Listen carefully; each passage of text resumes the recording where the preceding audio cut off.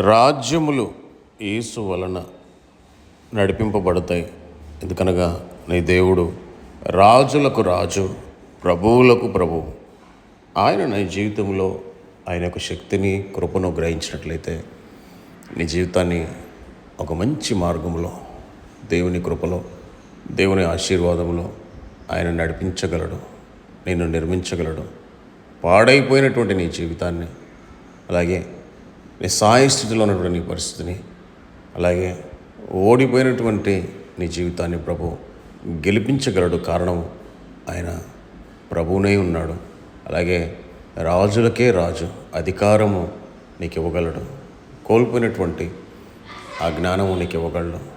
నీ స్థితిని మరలా మార్చగలడు. కనుక ఆయన నీ జీవితంలో గ్రహించి నువ్వు కృప పొందుకోవాలని, గొప్ప మేలును నీ జీవితంలో అనుభవించాలని, ప్రభు వాగ్దానం నీ జీవితంలో ఉండాలని ప్రభు